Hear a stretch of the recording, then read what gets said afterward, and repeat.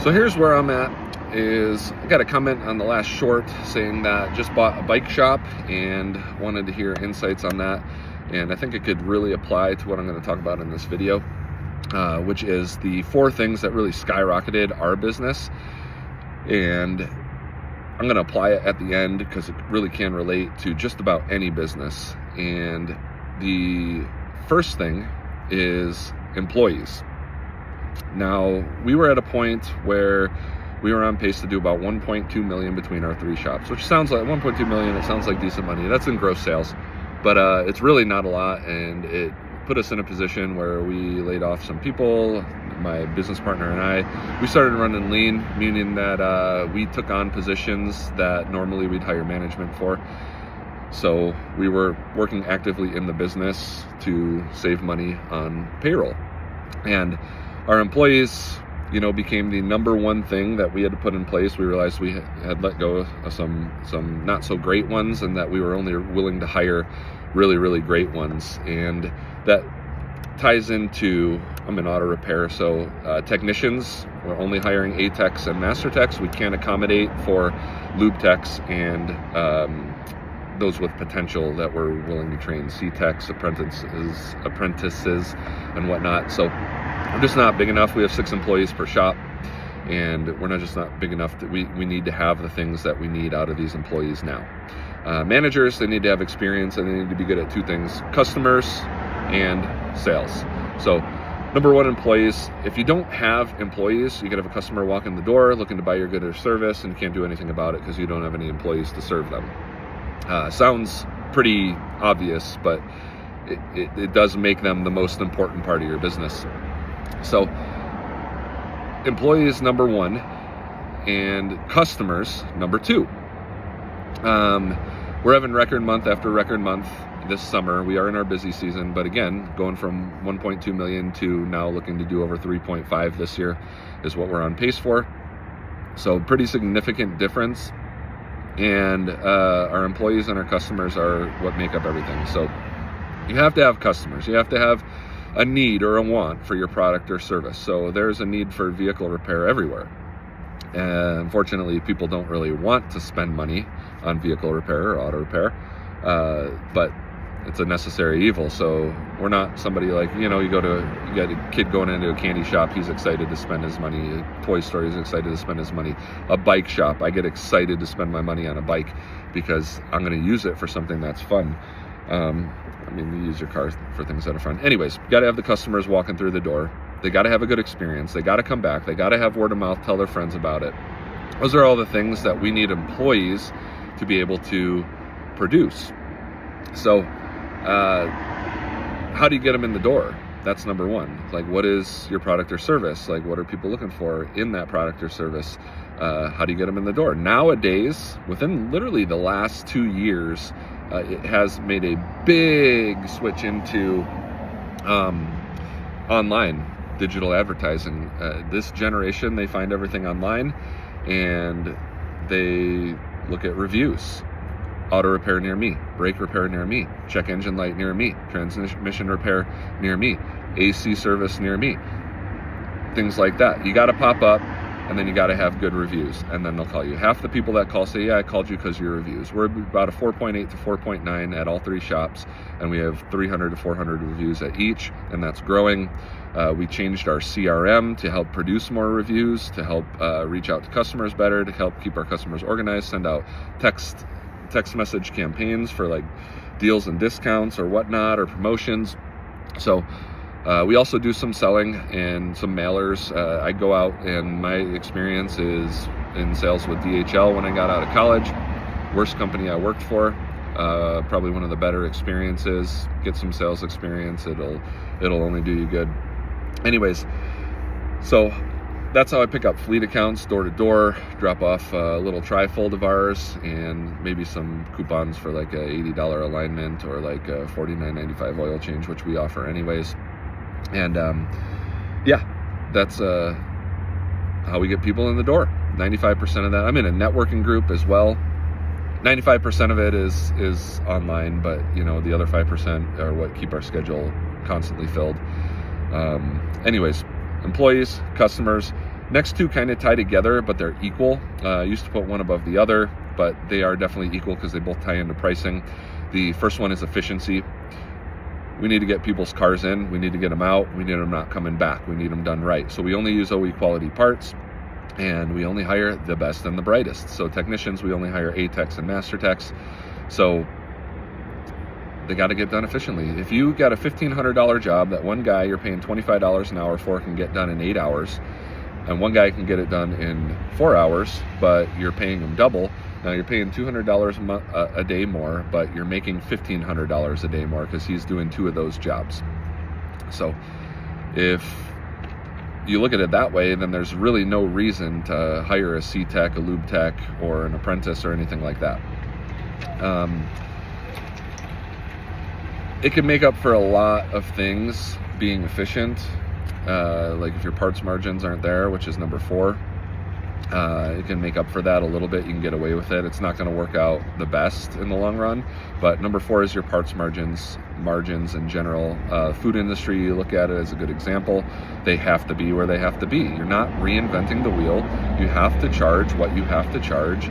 This industry has been around a long time. Most things that people are doing have been done and they have been perfected. So there's no reason to try and do things differently or reinvent the wheel. You just have to do them well.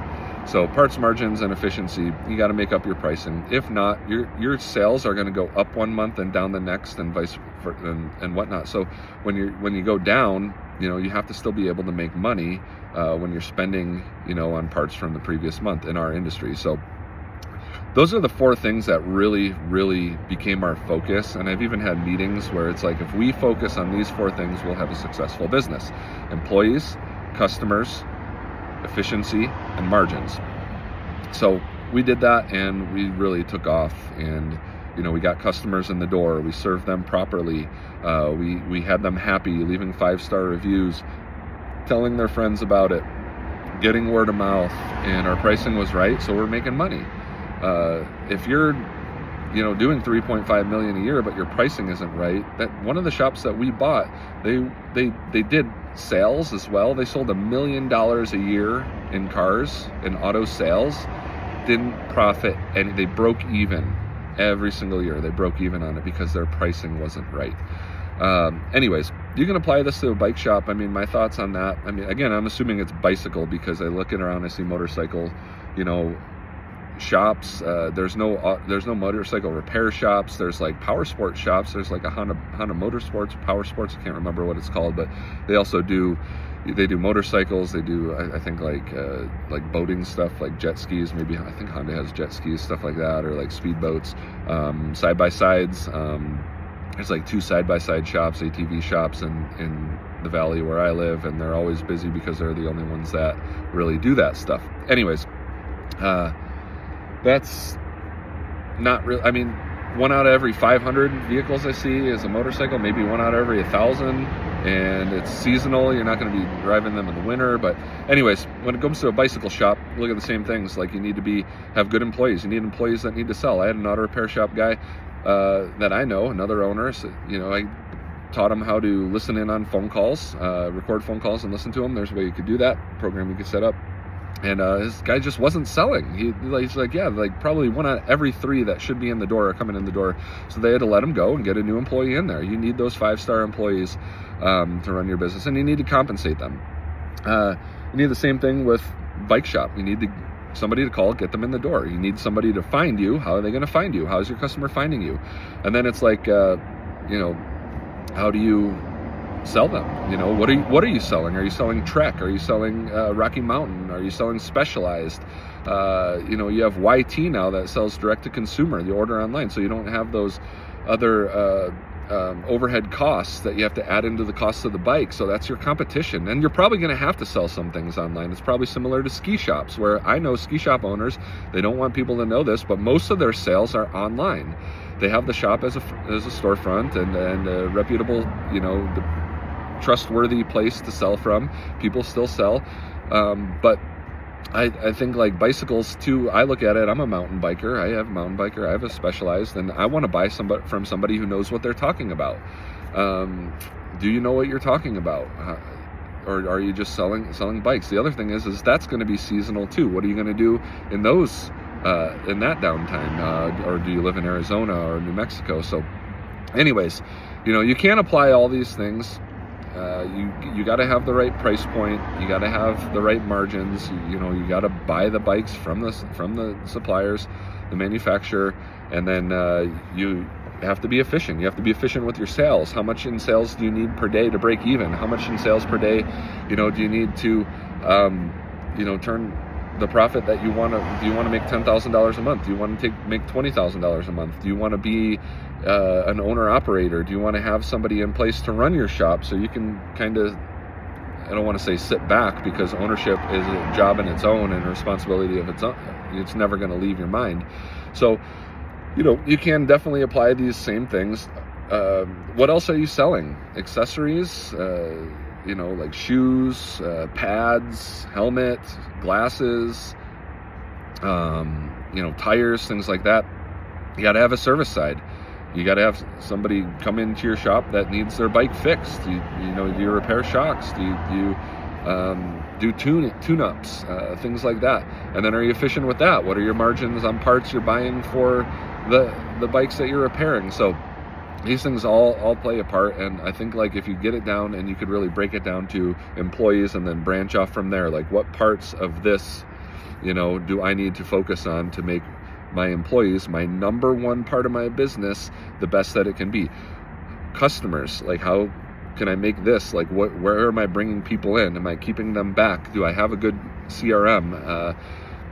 What would they tell their neighbors about me after their experience here?